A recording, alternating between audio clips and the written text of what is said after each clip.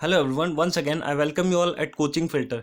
आज के सेशन में हम डिस्कस करेंगे प्रेजेंट सिंपल टेंस। इससे पहले टेंस की हमारी एक क्लास हो चुकी है जिसमें हमने टेंस का ओवरऑल व्यू डिस्कस किया था। प्रेजेंट सिंपल पे जाने से पहले मैं आपके साथ जो स्क्रीन पे आपको दिख रहा है वो चीज़ डिस्कस करना चाहूँगा कि इंपॉर्टेंट टेकअवेज टेंसेस में से पढ़ने से पहले हमारे दिमाग में क्या होने चाहिए। जब कभी आपको वर्ब की फर्स्ट फॉर्म प्लस आईएनजी दिख जाए यानी उस टेंस के नाम में कंटिन्यूस आएगा। जब कभी आपको हैज़, हैव या हैड इन तीनों में से कुछ दिखे और साथ में वर्ब की थर्ड फॉर्म हो तो उस टेंस के नाम में परफेक्ट आएगा। जब कभी आपको सिंस, फॉर और बीन दिखे तो उस टेंस के नाम में परफेक्ट कंटिन्यूस आएगा। डू डज प्लस वर्ब की फर्स्ट फॉर्म या वर्ब की फर्स्ट फॉर्म के साथ ऐसी आई एस हो तो प्रेजेंट सिंपल होता है, और डिड प्लस वर्ब की फर्स्ट फॉर्म या डायरेक्टली वर्ब की सेकंड फॉर्म हो तो आपका पास्ट सिंपल होता है।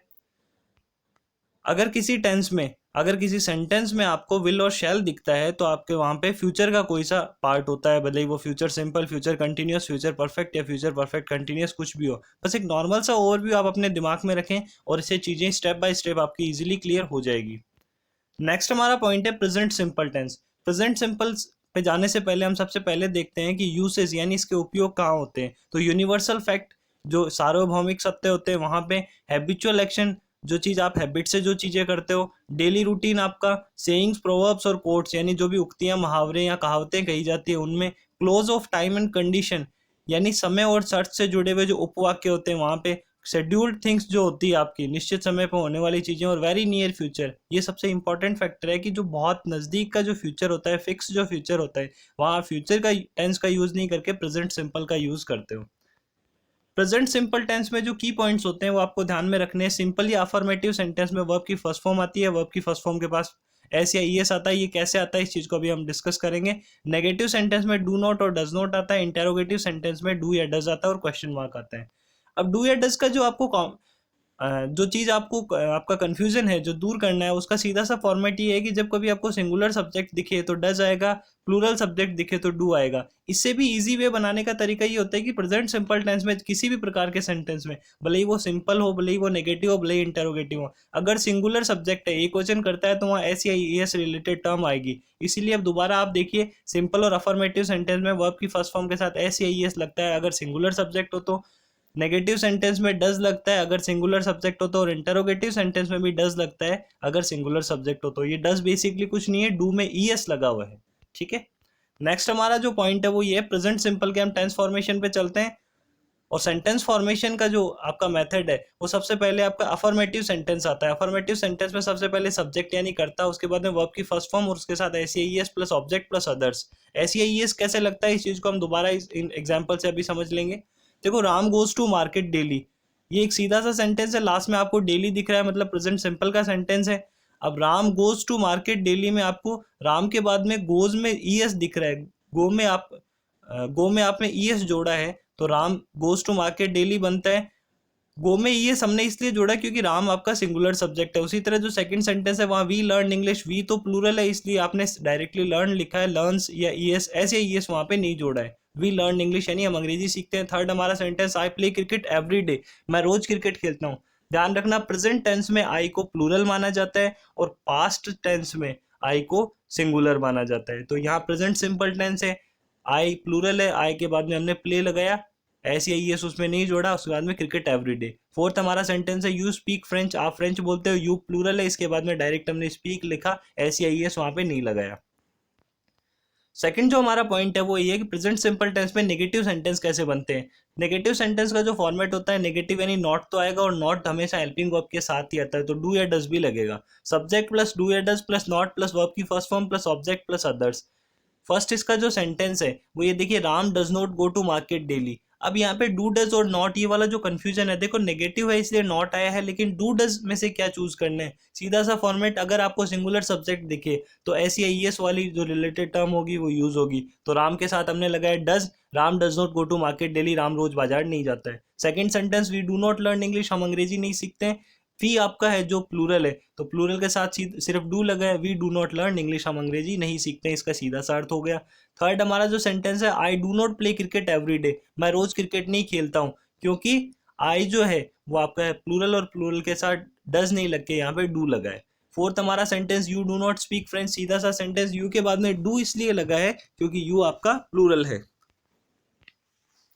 थर्ड हमारा जो पॉइंट है वो ये कि इंटेरोगेटिव सेंटेंस कैसे बनते हैं। इंटेरोगेटिव सेंटेंस हमेशा दो प्रकार से बनते हैं। किसी भी जो प्रश्न होते हैं वो दो प्रकार से होते हैं, या तो ऐसे प्रश्न जिनका जवाब हाँ या ना में दिया जाए, वो तो आपके हेल्पिंग वर्ब यानी डू डज से शुरू होते हैं, और कुछ ऐसे प्रश्न जहाँ कोई कारण, जगह का नाम या किसी व्यक्ति का नाम, ऐसा कुछ कोई रीजन दिया जाए, तो वहां पे आप बात करते हो, वो सेंटेंस आपके WH वर्ड से शुरू होते हैं। अब इन चीज़ों को आप एग्जाम्पल से आप ये समझ सकते हैं, लेकिन उससे पहले देख लीजिए साइड में एक बॉक्स बना हुआ है, आपको WH वर्ड दिखेंगे। What, where, why, when, who, whom, how many, how much, etcetera, इस तरह के आपके WH वर्ड्स होते हैं। फर्स्ट हमारा सेंटेंस है does Ram go to market daily. Last में आपको लगाना है क्वेश्चन मार्क। अब क्वेश्चन मार्क आप लगाते हो does Ram go to market daily, तो देखो राम के अकॉर्डिंग हमें डू लगाएं कि डज लगाएं। अगर ये कंफ्यूजन है यहाँ डज क्यों आया, राम सिंगुलर है, सिंगुलर के साथ एस या ईएस रिलेटेड टर्म आती है तो डज आ गया। डू वी लर्न इंग्लिश, क्या हम अंग्रेजी सीखते हैं। यहाँ पे सब्जेक्ट आपको फाइंड आउट करना है, वी है। वी अगर यहाँ सब्जेक्ट है तो वी प्लूरल है, प्लूरल के अकॉर्डिंग डू आ गया। थर्ड हमारा सेंटेंस है WH वर्ड से शुरू हो रहा है। What do I play every day, मैं रोज क्या खेलता हूँ। अब इस चीज का जवाब हाँ या ना में आप नहीं दे सकते, इसलिए WH वर्ड से बना है। तो WH वर्ड वाला जो सेंटेंस होता है वहां पहले WH वर्ड व्हाट आ गया, उसके बाद में डू। आई प्ले क्रिकेट, आई के अकॉर्डिंग डू आया है क्योंकि आई को प्रेजेंट में प्लूरल माना जाता है। डू यू स्पीक फ्रेंच, हम फ्रेंच, सॉरी आप क्या फ्रेंच बोलते हो, तो डू यू स्पीक फ्रेंच में आपको दिख रहा है कि यू के साथ हमने डू यूज किया है क्योंकि यू आपका प्लूरल है। लास्ट में क्वेश्चन मार्क लगाना सबसे इंपॉर्टेंट फैक्टर है। प्रेजेंट सिंपल टेंस का जो इंटेरोगेटिव नेगेटिव सेंटेंस होता है उनका फॉर्मेट होता है, देखो इंटेरोगेटिव में सिर्फ नेगेटिव बनाने के लिए सिर्फ आपको नॉट जोड़ना है सब्जेक्ट के बाद में। तो do does plus subject plus not plus आपकी first form plus object plus others, last में क्वेश्चन मार्क। और WH वर्ड से बनाने जाओगे तो कुछ भी स्पेशल नहीं होता, WH वर्ड थोड़ा डू या डज से बिल्कुल पहले आ जाता है। तो WH वर्ड प्लस डू या does plus subject plus not plus आपकी फर्स्ट फॉर्म प्लस अदर्स। हमारा जो इसका सेंटेंस फॉर्मेशन है वो कुछ इस तरह है। Does Ram not go to market daily, क्या राम रोज मार्केट नहीं जाता है। देखो राम के अकॉर्डिंग हमने डज लगाया क्योंकि मैंने बोला जहां सिंगुलर सब्जेक्ट दिखे ऐसे ये से रिलेटेड टर्म लगा दो और सब्जेक्ट के तुरंत बाद में नॉट लगा दो, क्योंकि आप इंटरोगेटिव और नेगेटिव दोनों कंबाइन में बना रहे हो। Second sentence do we not learn English, क्या हम अंग्रेजी नहीं सीखते हैं। वी के अकॉर्डिंग आपने डू लगाया है क्योंकि वी प्लूरल है, और सब्जेक्ट के बाद में तुरंत नॉट लगाना है इसलिए आपने नॉट लगाया, लास्ट में क्वेश्चन मार्क लगाया। Do I not play cricket every day, क्या मैं रोज क्रिकेट नहीं खेलता हूँ। सीधा सा मेथड, आई आपका प्लूरल है, आई के अकॉर्डिंग इसमें डू लगाए। आई के बाद में नॉट इसलिए लगाया क्योंकि इंटेरोगेटिव और नेगेटिव कंबाइंड रूप में बनाए, और लास्ट में क्वेश्चन मार्क आपने लगाया। Why do you not speak French, आप फ्रेंच क्यों नहीं बोलते हो।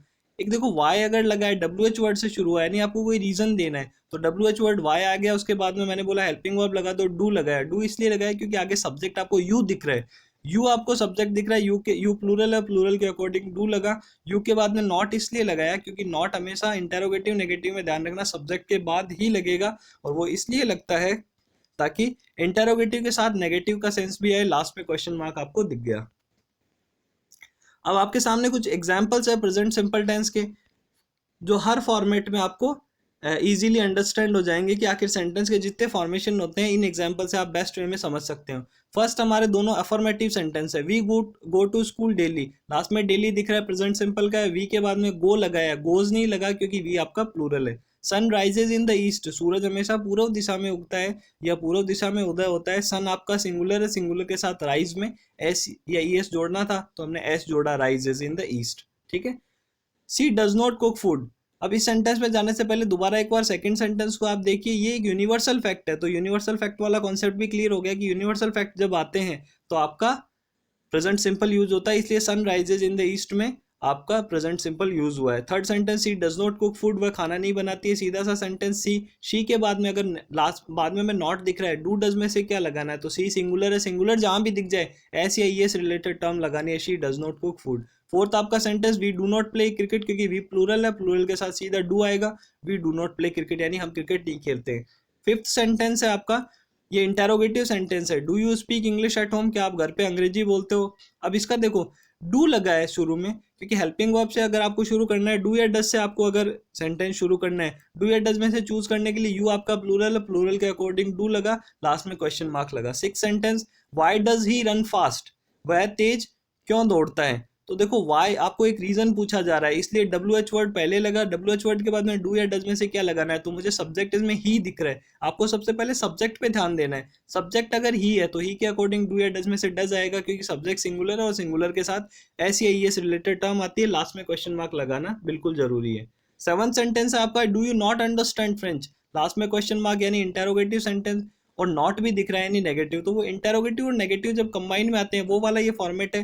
देखो डू या डज में से यू के साथ क्या लगेगा, डू लगेगा, क्योंकि यू तो आपका प्लूरल है, तुम हमेशा बहुवचन में काउंट होता है, तो डू यू, यू के बाद में नॉट लगा है क्योंकि इंटेरोगेटिव और नेगेटिव दोनों साथ में बने हुए हैं, तो सब्जेक्ट के तुरंत बाद में नॉट लगा, अंडरस्टैंड फ्रेंच, और लास्ट में क्वेश्चन मार्क, आप फ्रेंच क्यों नहीं समझते हैं। Do she sorry does she not dance daily, क्या वह रोज क्यों नहीं नाचती है, does she not dance daily, वह नहीं, क्या वह रोज नहीं नाचती है, sorry does she not dance daily, that means क्या वह रोज नहीं नाचती है। शी के अकॉर्डिंग आपने डज लगाया, क्योंकि डू या डज में से सी में किसी के साथ डज लगेगा, सी सिंगुलर है, सिंगुलर के साथ एस या एस रिलेटेड टर्म आती है, लास्ट में क्वेश्चन मार्क।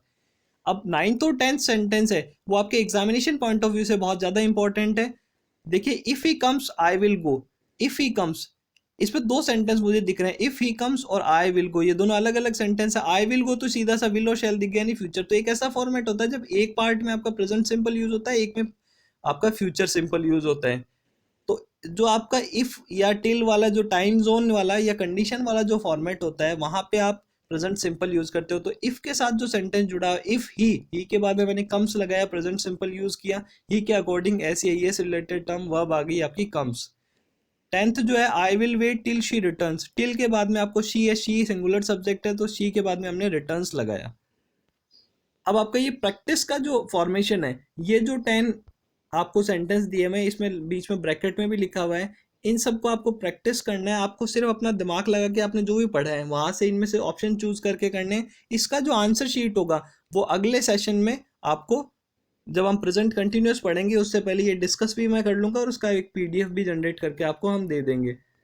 नेक्स्ट जो हमारी स्क्रीन पे हमें दिख रहा है योर टास्क, अब आपको घर पे जो चीज करनी है, इन 10 सेंटेंस का आपको आंसर करने के बाद में, मतलब ये फिल इन द ब्लैंक्स करने के बाद में, ताकि आपका पूरा कॉन्सेप्ट क्लियर हो जाए, सिंगुलर प्लूरल डू डज सब कुछ वर्ब रिलेटेड प्रेजेंट सिंपल में। उसके बाद में आपको कुछ नहीं करना, अपने घर वालों पे यानी अपने फैमिली मेंबर्स पे 10 सेंटेंस आपको फॉर्मेट करने, और 10 सेंटेंस जब आप फॉर्म करोगे और उस फॉर्मेशन के बाद में आपको ये ध्यान देना है कि उन 10 सेंटेंस में सिंपल, नेगेटिव, इंटरोगेटिव सब प्रकार के सेंटेंस आप इंक्लूड कर दो। एग्जाम्पल के तौर पे इस स्क्रीन पे लिखे हुए जो ये 5 सेंटेंस है जो आपको दिख रहे हैं, आप इनका स्क्रीनशॉट ले सकते हो। इसी तरह से कुछ सेंटेंस आपको फॉर्मेट करने और आपका प्रैक्टिस सेशन भी यहाँ कंप्लीट हो जाएगा।